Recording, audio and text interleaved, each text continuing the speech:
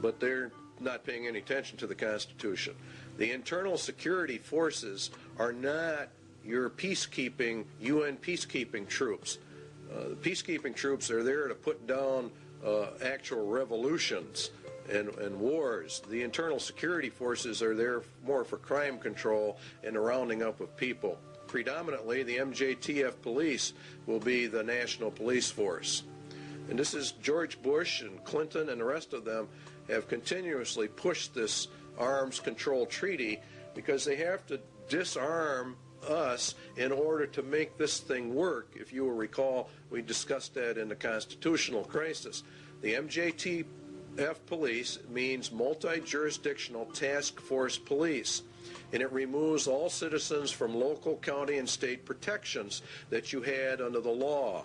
And they're just abolishing all of this. And the MJTF police mission, we believe, is the house-to-house search and seizure of people. It's made up of National Guard units, state and local police, converts street gangs as needed into deputized police.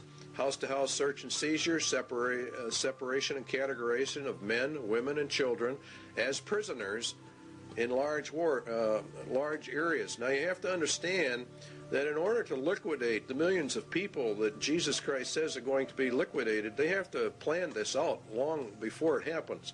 1965, they started the Office of Law Enforcement Assistance.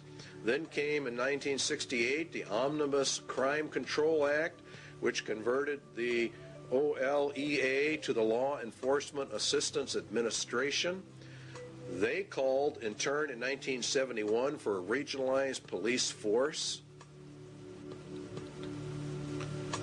In 1971, an advisory commission on intergovernmental relations issued a pamphlet called M67, which called for a special multi-county and interstate police force. In other words, the merging of all police forces into one federal group. The LEAA in 1973 made calls for the elimination by merger of small police forces. This is exactly what Germany did under Hitler. All dictatorships have two common characteristics: general confiscation of guns in order to prevent internal rebellion, and the establishment of a national police force to enforce the edicts of the dictator. We are following Nazi Germany almost to the exact letter. Carter issued an executive order 12-148, and he established a federal emergency management agency known as FEMA. FEMA absorbed the LEAA and became the primary control organization for internal security of the United States in an emergency. They're gearing this thing towards an emergency. That emergency is going to be World War III, and it ushers in this whole system. FEMA has many interesting programs: Rex 82 Bravo, Rex 84 Alpha, Helix 2, Rex Alpha, Night Train, Cable Splicer, Garden Plot. These are all martial law training exercises. The plan is to bring America under martial law. We believe they know the American people would never accept this system except an external emergency were given. The UN system, remember, is a martial law military system. Under the executive orders of FEMA, mandatory registration of all people, including babies and children in the United States, at the United States Post Office. They have boxes in them. We already know about it. They're marked for emergency use only. The primary one here to look at is 11,000, seizure of all civilians and work brigades, which is in reality slavery, and includes the rights to split up families as well. In essence, what will happen in America is going to be worse than the communist revolution in Russia. This plan provides the basis for the deployment and employment of military resources, including National Guard personnel, for civilian disturbances. So Iron Mountain external threat number 3 has been and is now being implemented. An omnipotent police force. Next on the list is the space program as an economic substitute for war.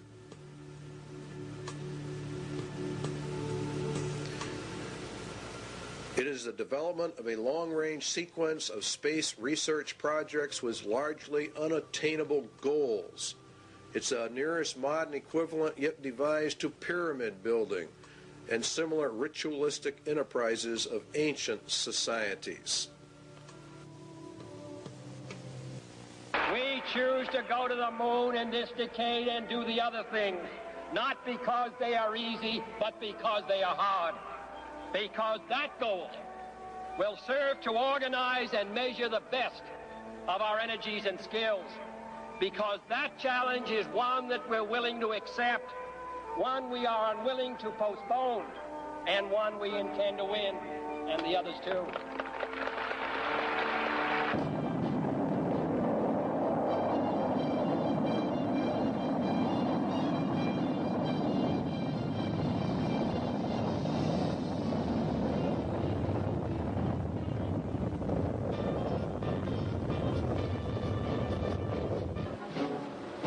Everything associated with the Saturn V was huge.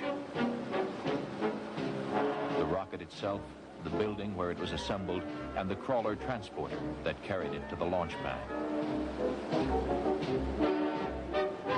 The fully loaded Apollo Saturn V was 363 feet tall.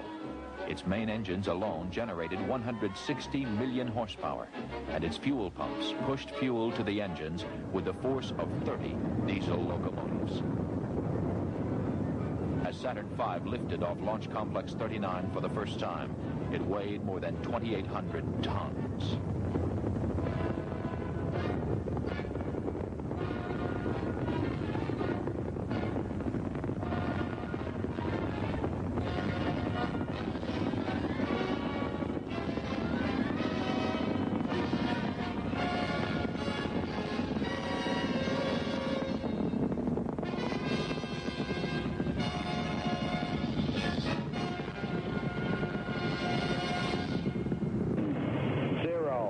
Engine running. Liftoff. We have a liftoff. 32 minutes past the hour. Liftoff on Apollo 11. Tower cleared. We got a roll program. Neil Armstrong reporting the roll and pitch program, which puts Apollo 11 on a proper heading.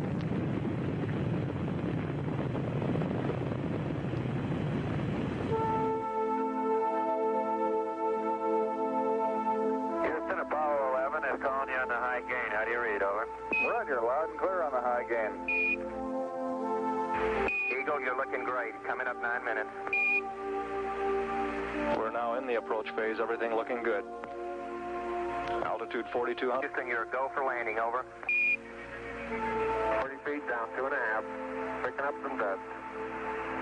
30 feet, 2.5 down. Straight shadow. 4 forward. 4 forward, drift into the right level. 20, down a half. 30 seconds. Forward, just. Hey.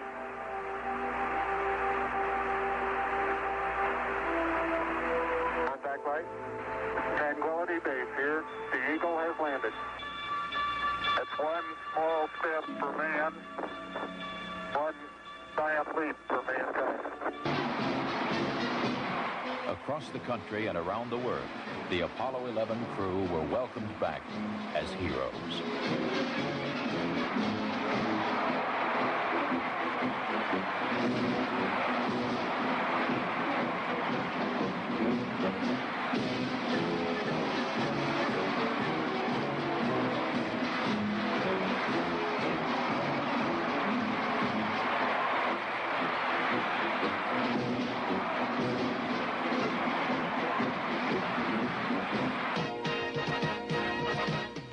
Before Project Apollo ended, 6 additional flights to the moon were made, and all but one were highly successful.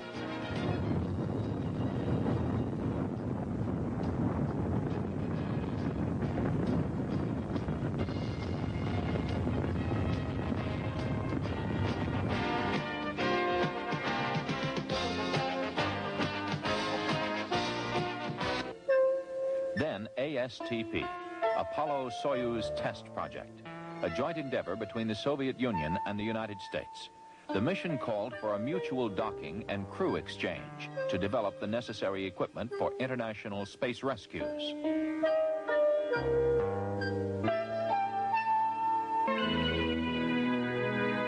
We looked back at planet Earth with Landsat remote sensing satellites.